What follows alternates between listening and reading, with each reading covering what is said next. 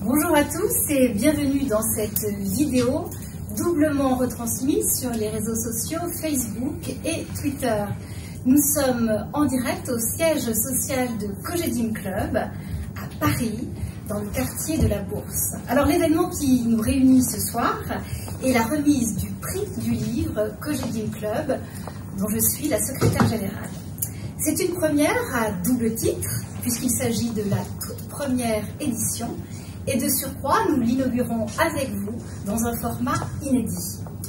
Notre souhait était en effet de faire partager cette cérémonie au plus grand nombre, vous, la communauté résidents, grands-parents et résidents, et puis surtout de permettre une retransmission en direct sur grand écran dans l'ensemble des 19 résidences Cogedim Club, afin de rendre hommage aussi à nos 400 lecteurs résidents qui ont permis cette belle sélection.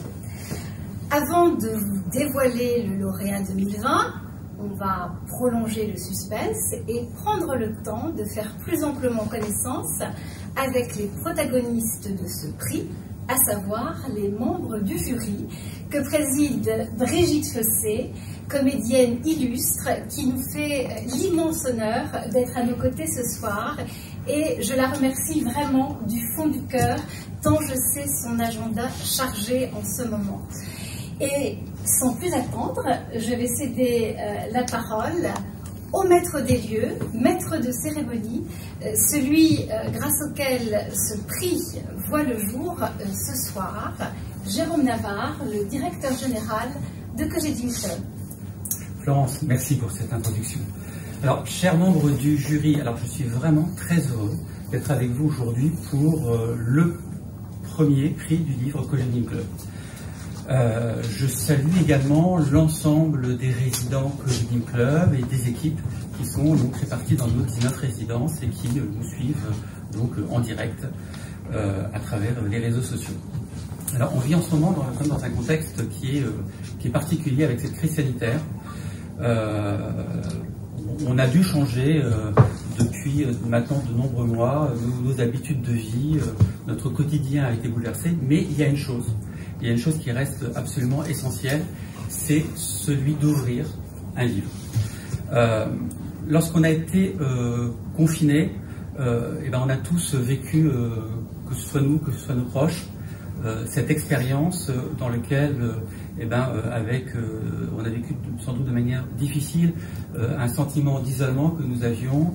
Ça a été compliqué d'être loin de nos proches, mais fort heureusement, il y a eu le livre était là, et ce voyage intérieur que permet le livre, cette découverte, ce moyen de s'échapper est resté vraiment un élément essentiel qui nous a permis de traverser ce moment un petit peu compliqué. La lecture chez les résidents de Cogedim Club, c'est quelque chose qui est essentiel, c'est leur premier loisir. Clairement, à l'unanimité, ils nous disent que le premier loisir, c'est la lecture. Et donc, nous, on a décidé, il y a à peu près un an, d'organiser une lecture ou des lectures dans les Cogedim Club. Et donc, de septembre dernier à mai, ils ont reçu chaque 6 semaines des livres qui étaient autour du thème de la famille et de la transmission. Ces livres qu'ils ont reçus, ça a suscité des débats, ça a suscité des rencontres entre eux, ça a suscité du lien social, ça a suscité des accords et des désaccords, et en tout cas ça a suscité de la vie. Et donc c'est quelque chose qui a été vraiment extrêmement bénéfique, et ils ont partagé avec beaucoup d'enthousiasme ces moments. Comme le disait Florence, ils étaient 400, donc c'est quand même un chiffre qui est absolument considérable à avoir participé activement à cette aventure qui s'est étalée sur plus d'un an. Si on a pu faire tout ça, c'est notamment grâce à Grand Mercredi, qui nous a donc aidés dans cette aventure. Et j'en profite pour saluer donc Sophie Veillé, qui est la présidente de Grand Mercredi, qui est la plus grande communauté des grands-parents en France. Et je remercie également donc Elodie Bacot, qui nous a au quotidien pendant un an, nous a aidé donc à organiser ces lectures, de ces livres par nos résidents Cogedim Club. Il nous a semblé opportun de clore cette aventure d'un an par la création d'un prix littéraire. Donc nous avons demandé à Florence Baptiste-Pichet de l'agence Chemin Lisant, et merci Florence, d'organiser cet événement. Et comme vous le disiez, vous êtes aujourd'hui notre première secrétaire générale du premier prix du livre Cogedim Club. Et donc, comme vous l'avez compris, à travers ce prix, à travers tout ce processus de sélection, donc ça a été pour nous un moyen de créer des débats, des rencontres, du lien social entre nos résidents, mais c'est aussi pour nous un moyen de soutenir les auteurs. Alors, on a,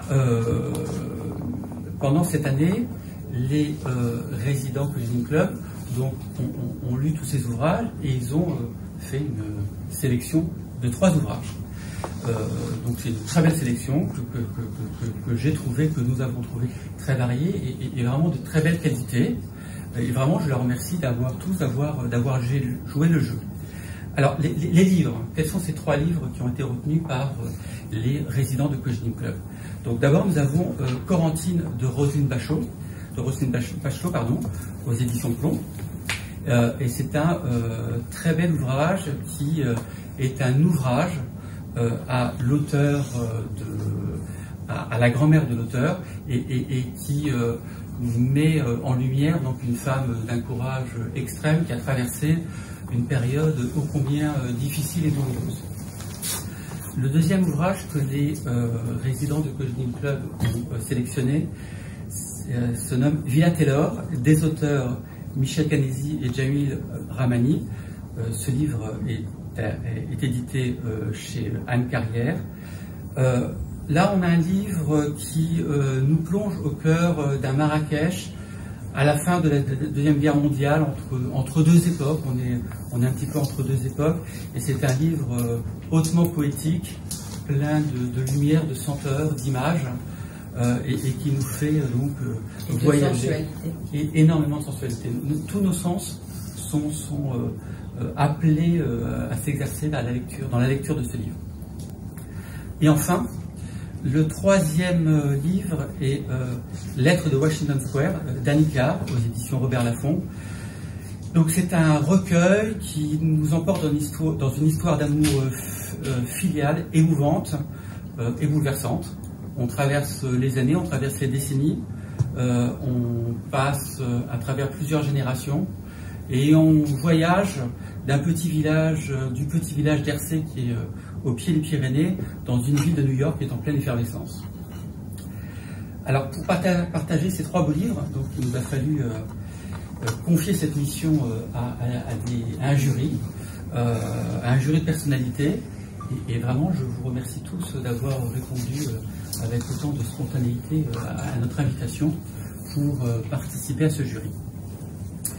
Et donc, avant de passer la parole à Brigitte Fossé, qui est notre présidente de ce jury, et Brigitte Fossé avec ses multiples facettes d'actrice, de comédienne, d'écrivain, je vais me permettre de présenter chacun des membres du jury. Et vraiment, n'hésitez pas, au fur et à mesure que je vous présente, à intervenir, à nous dire quelles ont été vos impressions dans votre rôle de jury, votre impression sur ce qui se passe en ce moment, sur l'atmosphère de l'époque, une atmosphère particulière, et évidemment sur votre actualité.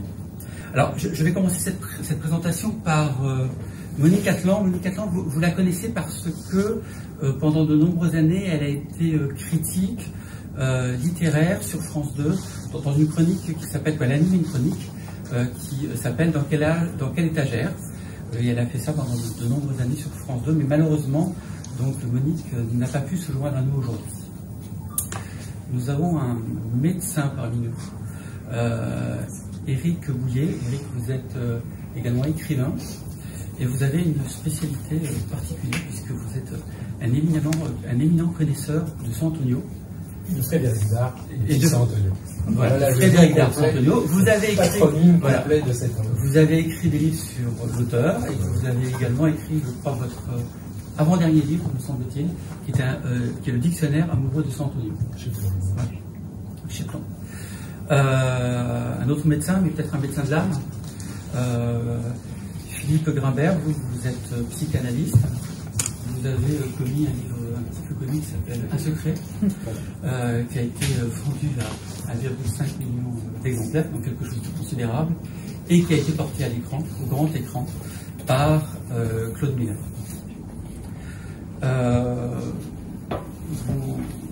Peut-être des impressions sur...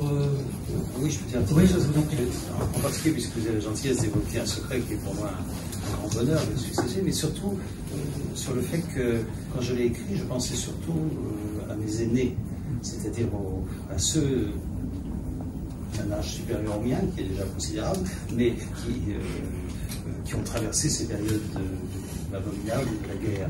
Et ma grande joie, c'est de voir que ce livre que je destinais finalement aux aînés est travaillé actuellement dans les lycées et les collèges. Alors c'est un éventail qui me ravit absolument. C'est un bel hommage. Ah, absolument.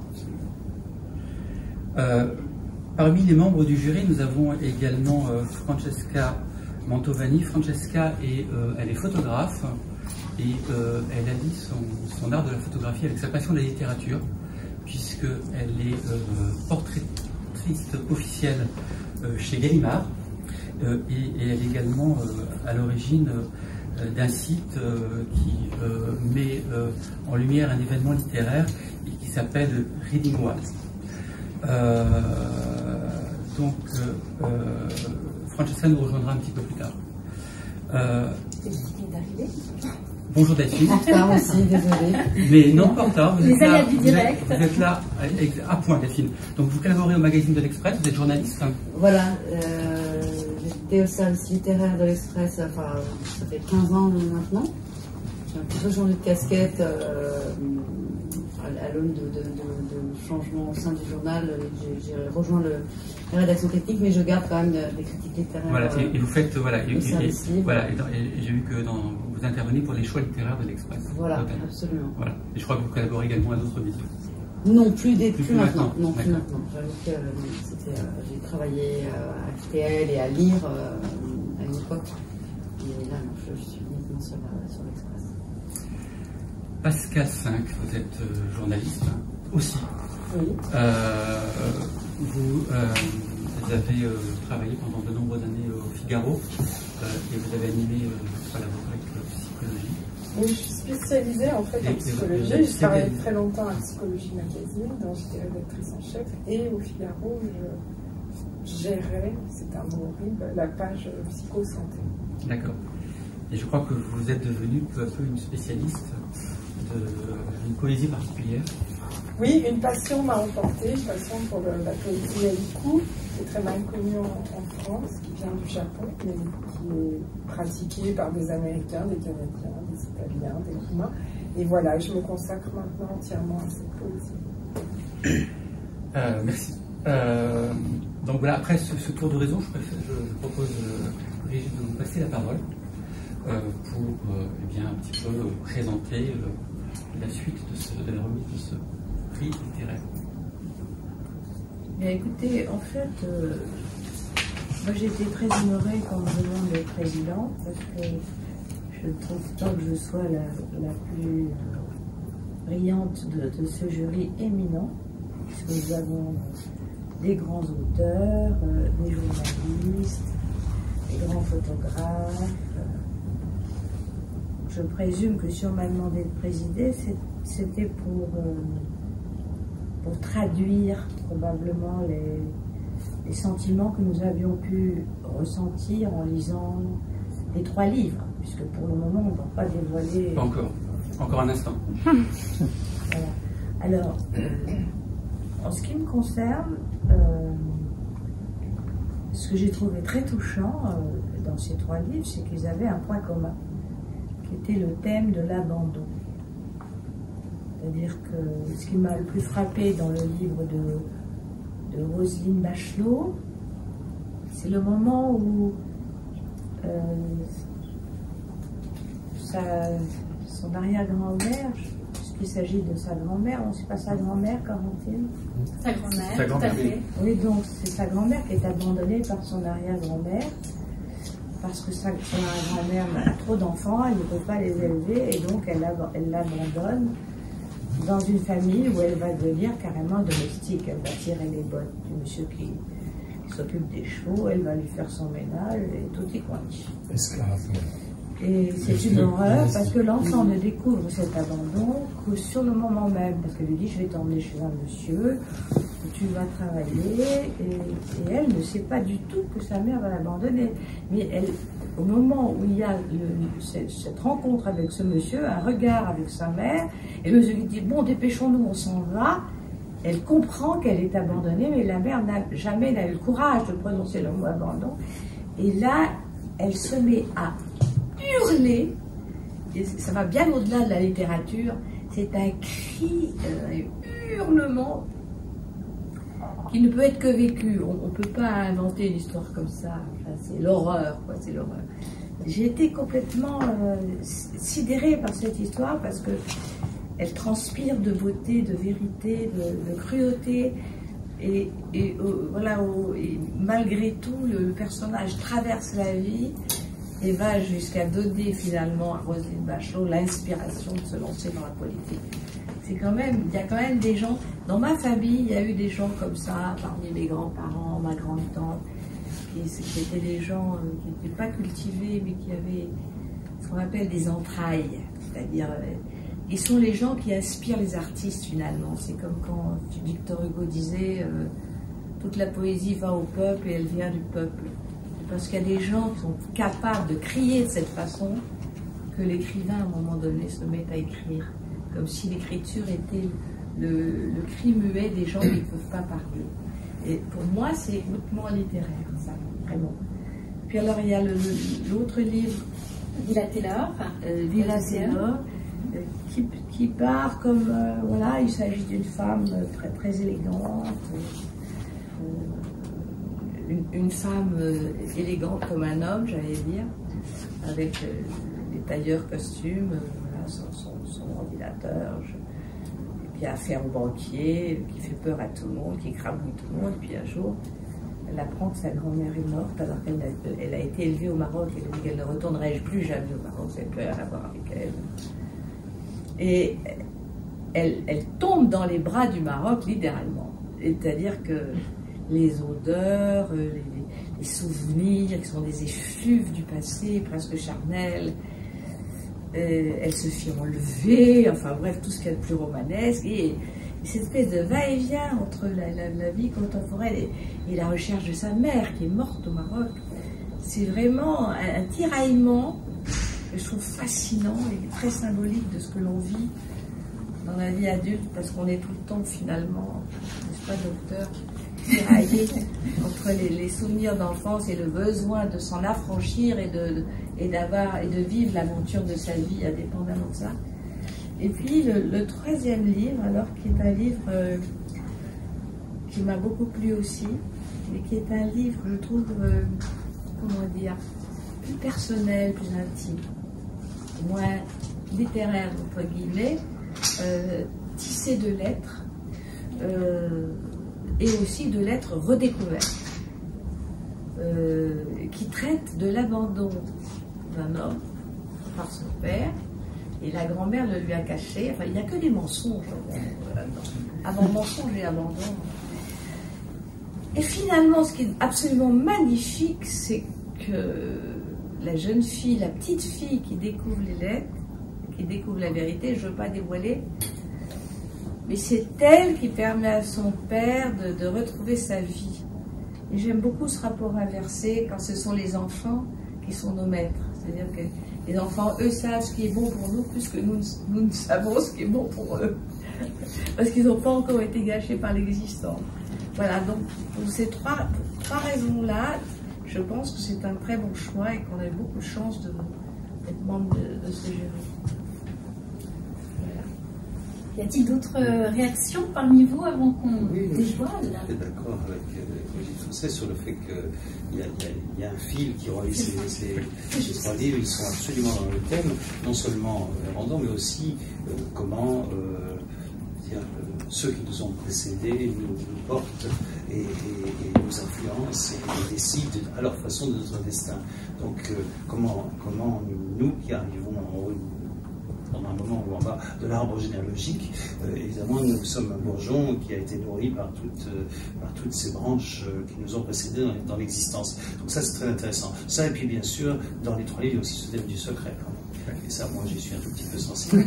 ça me touche évidemment. Et surtout de voir comment, comme toujours, un secret est caché et en même temps, comme la lettre volée d'Edgar Poe, il est là affiché partout et les enfants le lisent sans pouvoir forcément le déchiffrer, mais en tout cas, c'est vraiment de l'ordre du savoir insu. Donc il y a quelque chose de tout à fait intéressant dans cette thématique qu'on voit dans ces trois livres. Tous très différents. Je n'ai pas parlé de la sensualité de Berthelot, mais c'est vrai. Pas osé, mais on va échapper. C'est vrai qu'il est très parfumé et très sensuel dans ce livre. Voilà. Y compris dans les citations littéraires d'ailleurs. Oui, c'est vrai. Et puis il y a aussi avec Churchill en Majesté. Oui, Churchill en Majesté. Franchement, c'était Churchill en Majesté. Pas inédit, mais du moins méconnu. C'est vrai. Et puis dans Corentine, il y a aussi cet hymne à la Bretagne, à la langue bretonne, qui est très très présent, c'est très intéressant. Et donc les lettres de Washington, il y a ce secret, et ce secret, comme toujours, a des effets sur les descendants, même s'il n'est pas dit, surtout s'il n'est pas dit. Oui, moi j'ai été touchée dans les trois livres par des lieux, par comment la famille, c'est aussi notre lieu d'origine, c'est aussi des traditions culturelles qui nous sont influencées sans toujours ça. Je veux dire, on a la Bretagne, il y a les Corentines, on a le Maroc, alors je suis particulièrement sensible parce que c'est mon pays d'origine, donc j'ai trouvé que cette vision des odeurs, c'est vrai que quand on a eu une enfance dans une terre comme ça vous marque à tout jamais. Enfin, je trouvais toujours que c'est un peu fade dans les pays du Nord. Et puis la Bretagne, et puis l'Ariège, c'est l'Ariège, avec vraiment une connaissance de ces paysans, de leurs coutumes. Enfin, ça m'a beaucoup nourri. Je me suis rendu compte que finalement, ces trois auteurs ont beaucoup de chance parce qu'ils sont allés là où, je crois, on a tous, si on avait le temps, on aurait tous envie d'aller raconter la vie de ses grands-parents, de ses arrière-grands-parents, savoir. On a toujours des zones d'ombre à découvrir, et j'ai été très touchée par cette quête commune. Des racines. De savoir de qui sont ces gens. Souvent on ne connaît qu'un nom sur une pierre tombale, on nous en a dit des choses, mais au fond on aimerait bien aller plus loin, on aimerait bien les rencontrer. Alors, vous n'avez pas rencontré vos grands-parents? Eh bien, malheureusement trop peu, pas assez longtemps, et puis alors les arrière-grands-parents, donc c'est aussi question aussi, encore moins. Donc ça joue sur, je crois, des besoins.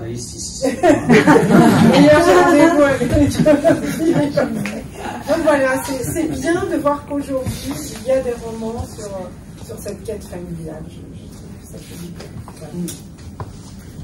Éric, peut-être, pour poursuivre le Oui, je peux dire un petit mot pour vous remercier, parce que si je n'avais pas fait partie de ce jury, très sincèrement, je n'aurais pas lu ces livres, parce que voilà, le choix de ce qu'on lit dépend de beaucoup de facteurs, et il y a tellement de choix que c'est bien compliqué. Et puis je suis plutôt dans une période où, étant déçu par des livres d'auteurs contemporains, eh ben, je fais ce que font beaucoup de gens, c'est-à-dire que je me reporte sur des classiques que j'ai lus ou pas lus d'ailleurs, et ben, il n'y a pas de mystère. Quand on tombe dans ces livres, on peut les relire régulièrement, c'est très très grand classique et on n'est jamais déçu. Et alors je vous remercie parce que du coup j'ai quand même pris beaucoup de plaisir. Je me suis un peu identifié en tant que breton, je me suis plongé dans l'histoire de cette Corentine qui m'a rappelé les BD, les bandes dessinées de Bécassine, mais je ne m'attendais pas à quelque chose d'aussi cruel, aussi dur.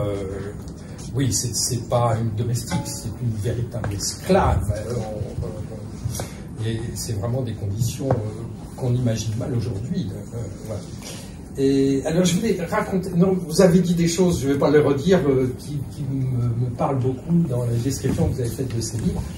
Donc je voudrais juste terminer par un complément d'information par rapport à ce que vous avez dit. Vous avez dit que pendant le confinement, on a beaucoup lu, et effectivement, je crois qu'on a beaucoup lu. D'ailleurs, je regrette que notre ministre ne soit pas là, parce que je lui aurais reproché, alors qu'elle n'est pas coupable de ça, de ne pas avoir ouvert les librairies pendant cette période de confinement. Enfin, on va pas faire une manifestation pour ça, c'est trop tard. Et en revanche, j'ai découvert quelque chose en déposant un manuscrit, comme beaucoup de Français au mois de juin ou juillet, que on n'a pas fait que lire. On a énormément écrit pendant ce confinement. Et j'ai été sidéré de voir chez les éditeurs des masses de manuscrits.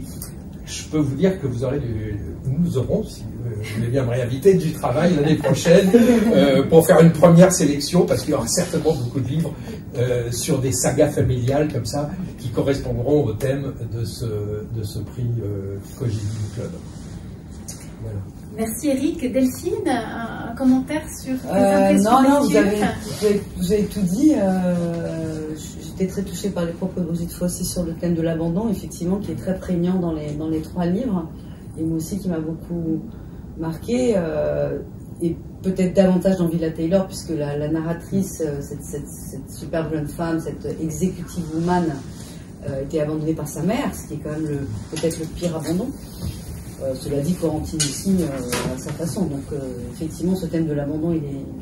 Donc, ce qui est très très intéressant dans les 3 romans, c'est le thème de l'héritage, de l'ascendance, de la descendance, de l'abandon. Enfin, tout ça est entremêlé. Et finalement, même si des livres qui ont été choisis, enfin, qui ne sont pas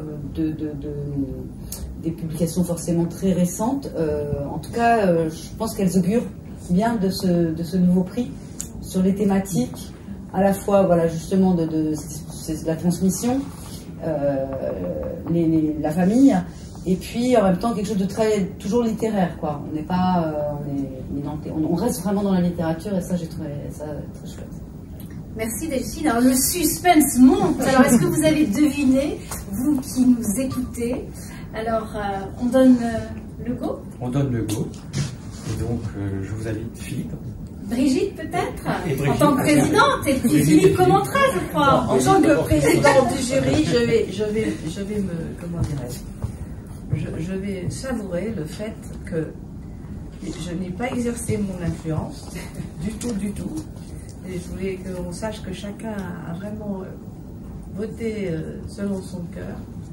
Et je voulais aussi encore insister sur le fait que ce sont malgré tout 3 livres très différents, écrit de manière très différente. C'est-à-dire le style de Roselyne Bachelot n'a rien à voir avec le style d'Anne Nicard, et encore moins avec le style de M. Ramani. Ils sont deux. Ils l'ont écrit à 2, ouais, de Carnésie et Ramani. Voilà. Donc en fait, ce sont 3 univers complètement différents, qui se passent dans des régions différentes, dans une écriture complètement différente. Et donc, le prix Kojiki du livre a été attribué à Anne Nicard pour son livre Les lettres de Washington Square.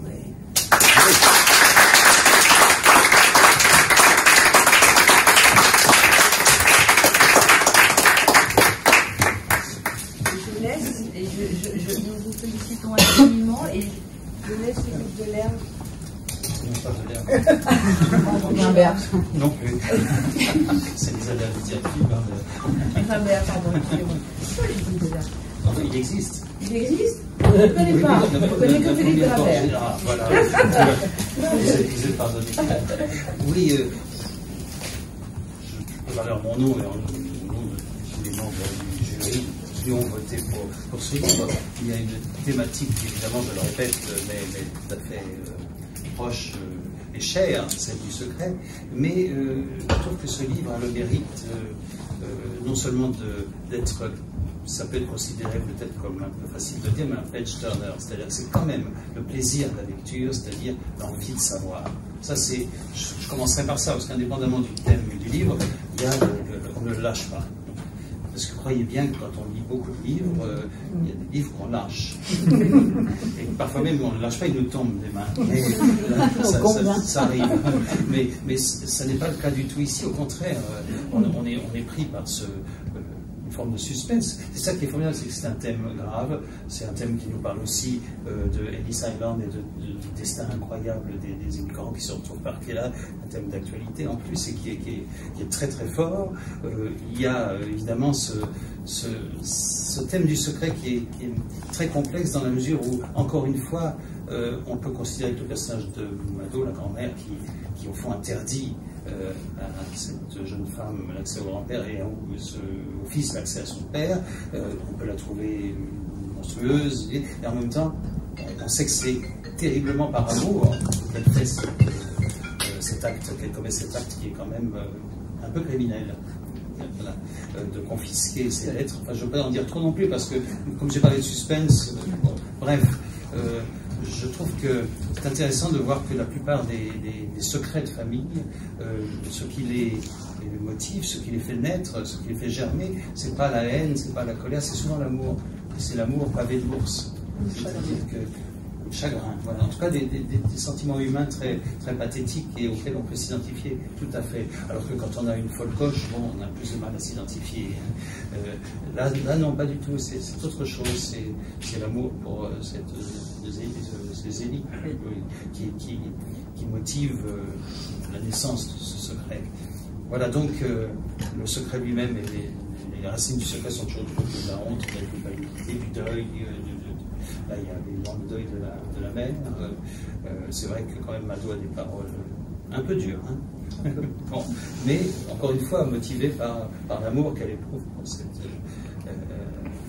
ce fils, ce petit-fils qu'elle a privé de père d'une certaine façon. Voilà, donc je suis pris entre la contradiction de ne pas trop en dire, parce qu'il y a vraiment, comme je le dis, quelque chose qui nous pousse à tourner les pages jusqu'à la conclusion, qui en plus est une belle conclusion.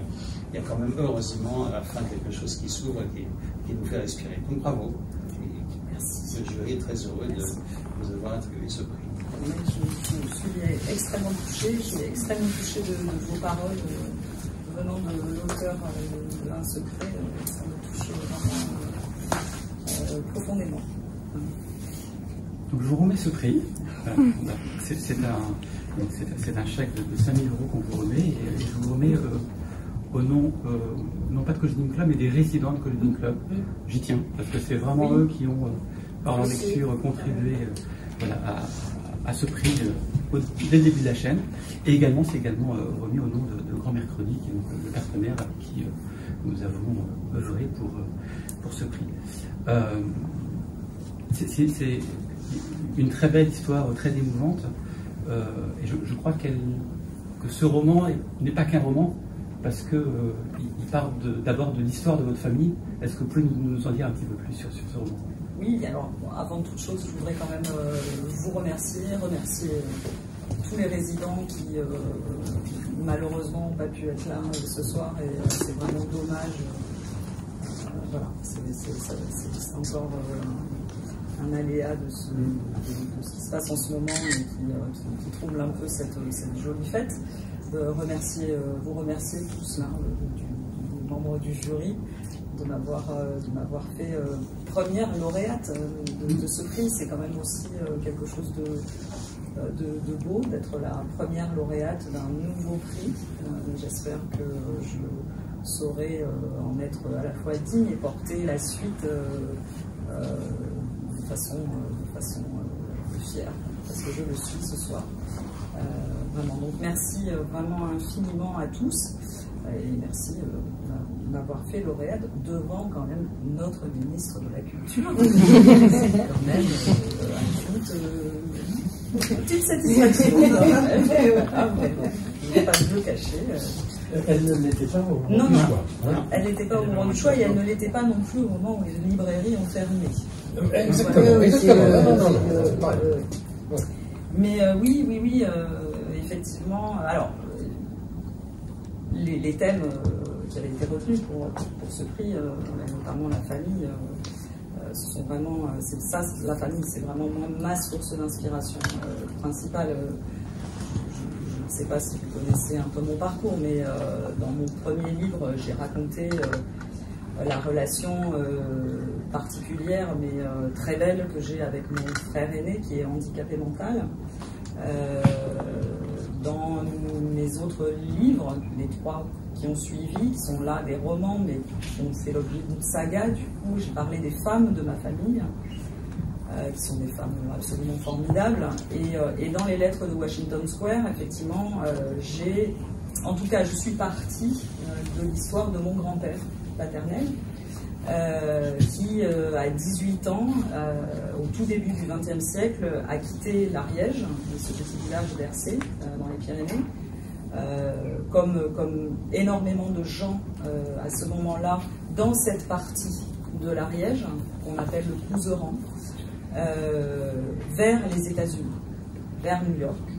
Parce que dans les vallées pyrénéennes, au début du XXe siècle, il n'y avait pas de travail, les vallées étaient surpeuplées, ce qui peut paraître étonnant aujourd'hui, mais elles étaient surpeuplées, et il n'y avait pas de travail, et donc beaucoup sont partis chercher leur fortune, je ne sais pas, mais en tout cas probablement ce fameux rêve américain et vers les États-Unis et vers New York. Et mon grand-père est parti à 18 ans à New York. Donc il est effectivement passé par Ellis Island et il a travaillé dans les cuisines du Waldorf Astoria à New York. Et puis il est rentré. Il est parti 2 fois et il est rentré. Après, voilà, ça m'a servi de base. J'avais aussi, à travers cette histoire, envie de lui rendre hommage. Alors moi, je ne l'ai pas connu, mon grand-père. En fait, j'avais 6 mois quand il est mort. C'est un de mes grands regrets, vraiment, parce que je trouve que sa vie est une aventure et je trouve sa vie particulièrement romanesque, justement. Et j'aurais voulu qu'il me la raconte. Je l'ai connu à travers mon père, le témoignage de mon père, de ma grand-mère, mais pas de lui. Et c'était pour moi aussi une façon de lui rendre hommage avec cette histoire qui reste un roman. C'est-à-dire que tout ce qui se passe, mon grand-père n'a pas abandonné son fils, n'a pas abandonné le père. Il y a aussi quelque chose de beau. Enfin, c'est évidemment ce symbole de cette petite statue de la liberté et cette phrase qui revient comme un leitmotiv, c'est-à-dire la liberté de rester ou de partir, de haïr ou d'aimer. J'en oublie plusieurs autres. Oui, mais c'est essentiel. Très intéressant, qui intéresse aussi le psychanalyste, parce qu'au fond, j'avais envie de dire, la psychanalyse, c'est ce qui permet justement à cette liberté de s'exercer dans le bon sens. Sinon, en effet, des destins peuvent basculer dans un sens ou dans l'autre. C'est vraiment ce que vous évoquez, cette idée de liberté. Mais ce qui m'a intéressé aussi de raconter, c'est cette espèce de résilience aussi, à la fois de Michel, donc de son fils, de sa petite fille, Zélie, qui effectivement est à l'origine qui va être à l'origine bon, si je vais essayer de pas trop de la réparation, on va dire, de la réparation de l'abandon et de l'espoir. Et cette petite statue de la liberté, c'est ça qu'elle représente en fait. C'est l'espoir. Et l'espoir qui fait vivre, et qui fait vivre vieux, heureusement, en tout cas pour Baptiste, l'espoir de réparer et l'espoir de pouvoir repartir sur d'autres bases, et évidemment sur des bases plus belles et plus douces et plus apaisées, plus sereines. Je vous remercie pour ces mots. Moi, j'invite tous les résidents de Cogedim Club à acheter en librairie, et surtout en librairie, Lettres de Washington Square. On va bien sûr mettre quelques exemplaires à disposition, et j'en profite aussi pour saluer le réseau des libraires qui nous a également beaucoup aidés et qu'il faut absolument soutenir. Un dernier mot sur... Moi, j'invite aussi les résidents à acheter les 2 autres, ils sont très bons. Acheter les 3. Mais vraiment passionnant, mais c'est vrai. Il y aura peut-être un prix pour les 3, c'est possible. Pour voir ça avec son libraire. Donc, je m'adresse toujours aux résidents. Donc, nous comptons sur vous pour l'année prochaine. Vous avez reçu récemment les premiers livres pour l'édition 2021. Et donc, voilà, donc je vous invite donc à poursuivre cette aventure et à l'année prochaine pour la deuxième édition. Merci. Merci beaucoup. Merci beaucoup. Merci beaucoup. Bravo. Oh là là.